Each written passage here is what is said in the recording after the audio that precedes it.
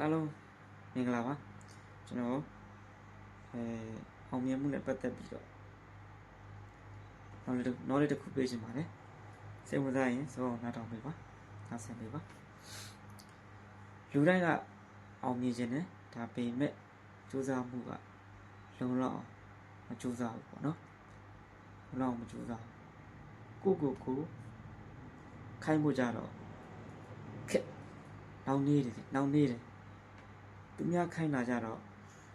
မလုပ်ချင်တဲ့လုပ်ချင်တဲ့လုပ်ရတယ်ကျွန်တော်တို့လုပ်ငန်းသွားရင်ကျွန်တော်တို့ဒီနေ့သွားဒီနေ့ပဲဆန်ရတယ်ဒါပေမဲ့သူတို့ခိုင်းတဲ့အတိုင်းအဲ့ဒီအချိန်မပြည့်မချင်းကျွန်တော်တို့လုပ်ရတယ်အဲ့ဒါလိုပဲကျွန်တော်တို့ဘေးအလုပ်ဆိုလဲအဲ့လိုပေါ့ကျွန်တော်တို့ကိုယ်ပိုင်အလုပ်ထားလိုက်အောင်ကိုယ်ပိုင်အလုပ်ဆိုလဲအဲ့လိုကိုခိုင်းပြီးအဲ့ဒါဆိုရင်အချိန်ကျရင်ရောက်ကိုရတယ်ကိုစီမံခန့်ခွဲပြီးလုပ်ငန်းသွားမှဆိုလုပ်ငန်းကအကုန်လုံးစီမံခန့်ခွဲပေးထားတဲ့အတိုင်းကျွန်တော်တို့ကဆောင်ရွက်ရတာလုပ်ရတာအဲ့လိုပဲကျွန်တော်တို့ဘေးအလုပ်ကိုယ်ပိုင်အလုပ်မှလည်းဆိုတာနော်အမျိုးရှင်နော်အများကြီးသူများအလုပ်ကလွယ်လို့ဝန်ထမ်းအလုပ်ကလွယ်လို့ဒါကိုယ်ပိုင်အလုပ်ပဲအသေးမွားလျက်စကိုယ်ပိုင်အလုပ်ပဲဥပမာဒါ Facebook လုပ်ဒီဖြစ်စေဘာဖြစ်စေညာဖြစ်စေပေါ့နော်ဒါလည်းကိုယ်ပိုင်လုပ်တယ်ကိုခိုင်းတတ်ဖို့လိုတယ်သူများခိုင်းလာကြတော့ကျွန်တော်တို့တွေမသိမလုပ်ချင်တဲ့လုပ်ပြီးတော့ကြာမှာကိုခိုင်းဖို့ကြတော့တော်များကိုကစားပေါ့ဗျာဒါနောက်နေကြတယ်ဒါလူစိတ်ရဲ့ဘောတဘာဝဖြစ်တယ်အဲ့ဒါကြောင့်မလို့ကျွန်တော်တို့အောင်မြင်ကြလားမေးလူတိုင်းအောင်မြင်ခြင်းနဲ့ဒါပေမဲ့ကြိုးစားဖို့ကြတော့ကိုခိုင်းဖို့ကြတော့မခိုင်းခြင်းရှားဘူးအဲ့ဒါကြောင့်မလို့အောင်မြင်မှုဆိုတာမရောက်ဘူးပေါ့နော်ကြိုးစားလိုက်တယ်ခဏပဲနည်းနည်းလေးခလုတ်ထိလိုက်ရုံနဲ့အဲ့နေရာမှာနေရပ်ပြီးတော့ရှေ့မတိုးတော့ငါဘလို့ကြိုးစားမယ်အဲ့ဘက်နဲ့ဘလို့ရောက်အောင်ကြိုးစားမယ်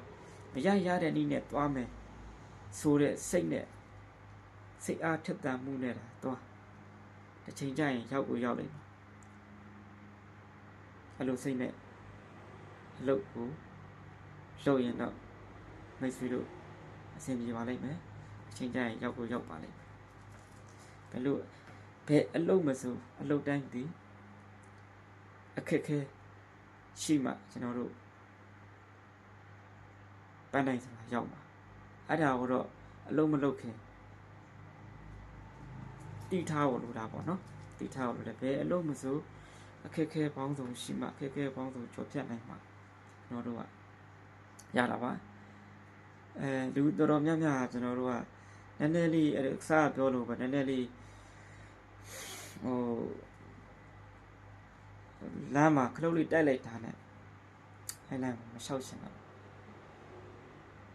အဲ့လိုပုံစံဖြစ်ကြတယ်နော်အားကြောင့်မို့အဓိကတော့ကိုခိုင်းတယ်အောင်ကြိုးစားပါအသေးမွားလေးရစတန်ဖိုးထားပါအချိန်ကိုတန်ဖိုးထားပါအချိန်ကိုစီမံခန့်ခွဲတတ်ဖို့လိုပါတယ်ပြောတဲ့နေရာပြောချလိုက်ကြိုးစားတဲ့နေရာကြတော့ကြိုးစားတယ်ဒါဟုတ်အချိန်ကိုစီမံခန့်ခွဲတာလို့ခေါ်တယ်ဟုတ်ကဲ့အားလုံးကျေးဇူးတင်ပါ